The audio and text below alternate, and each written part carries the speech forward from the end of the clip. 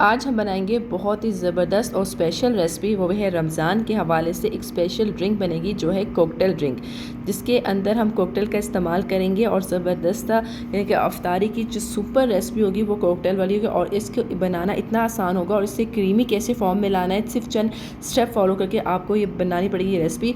और इसमें हम थोड़े से आइसक्रीम भी डालेंगे। तो जल्दी से रेसिपी शुरू करते हैं। तो बिस्मिल्लाहिर्रहमानिर्रहीम, welcome back to explore food with Sidra. सबसे पहले आपने एक ब्लेंडर वाला जग ले लेना है और इसमें पहले थोड़ा सा हम डालेंगे 1 कप के करीब घर का दूध। इसलिए मैं दिक्ची में आपको दूध दिखा रही हूँ कि मैं ये घर का दूध यूज़ कर रही हूँ। और 1 पैकेट आप कोई भी, यहाँ पे मैं ऑलपर का दूध इस्तेमाल कर रही हूँ, कोई भी दूध जो आपको पसंद हो वो आप यूज़ कर सकते हैं। इससे क्या होगा, ये क्रीमी फॉर्म जो आपको लगते हैं ना बाज़ार वाला टेस्ट, तो वो एक थोड़ा सा आप घर का ही दूध यूज़ करें और एक पैकेट जो है वो आपका बाहर का दूध। और ये है घर की जो मलाई जो होती है वो आप इसमें डालेंगे। अगर आपके पास घर की मलाई यूज़ नहीं करना चाहते हैं या यूज़ नहीं कर सकते तो आपने एक पैकेट मिलता है मलाई वाला, वो बाज़ार से आसानी से मिल जाता है, वो भी आप यूज़ कर सकते हैं।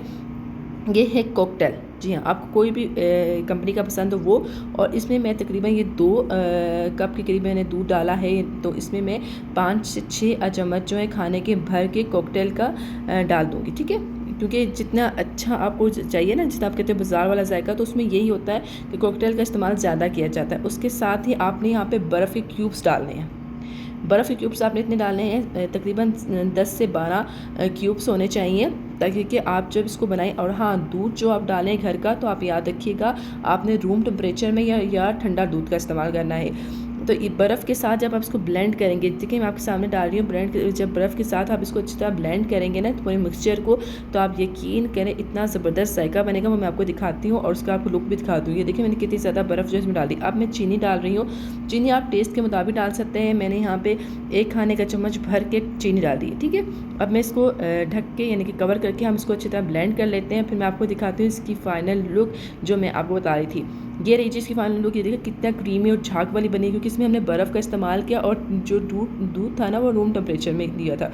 अब मैंने यहाँ पे स्ट्रॉबेरी सीरम ले रही हूँ। आप कोई भी सीरम जो आपको पसंद है आपने वो लेना है। जैसे कि बाज़ार में गिलास को डेकोरेट किया जाता है, उसी तरह हम इसे करेंगे। तो सीरम से ना तमाम के तमाम जो गिलास के जो एरिया है उसे हम अच्छी तरह डेकोरेट कर लेंगे, क्योंकि बहुत ही अच्छा लुक रहता है। अगर आप घर में भी अच्छा इसे डेकोरेट करके किसी भी खाने को आप पेश करें ना, तो वो बहुत ही अच्छा ज़बरदस्त सा रहता है और लगता है कि आप वाकई किसी 5 स्टार होटल का खाना खा रहे हैं, ना कि आप घर का खाना खा रहे हैं। कि प्रेजेंटेशन जो होती है वो बहुत इंपॉर्टेंट होती है, इसलिए दोनों ग्लासों पे मैंने सीरम लगा लिया। अब मैं इसमें ज़बरदस्त यम्मी सा, ये देखिए कितना ज़बरदस्त ये रेडी हुआ है मिल्क शेक कॉकटेल का, क्योंकि इसमें बर्फ़ और बहुत ही ज़बरदस्त तरीके से हमने इसे ब्लेंड किया, ठीक है।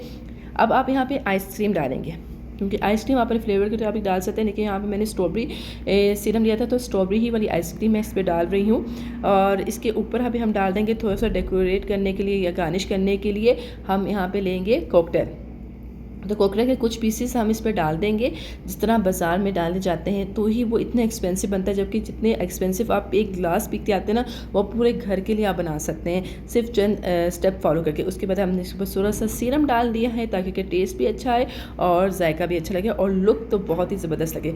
तो आपने ये अपने अफ्तारी में ज़रूर बनानी है और मुझे बतानी है कि इस रेसिपी से, क्योंकि आपकी प्यास भी बुझ जाएगी और जो रोज़े की वजह से आपकी थकावट होती है वो भी ख़त्म हो जाएगी। तो उम्मीद करती हूँ ये रेसिपी आपको बहुत अच्छी लगी होगी। अच्छी लगे तो ज़रूर मुझे कमेंट करके बताइएगा। मैं आपके कमेंट्स का वेट करूँगी। नेक्स्ट रेसिपी तक मुझे इजाज़त दीजिएगा और अपना बहुत ज़्यादा ख्याल रखिएगा। अल्लाह हाफ़िज़।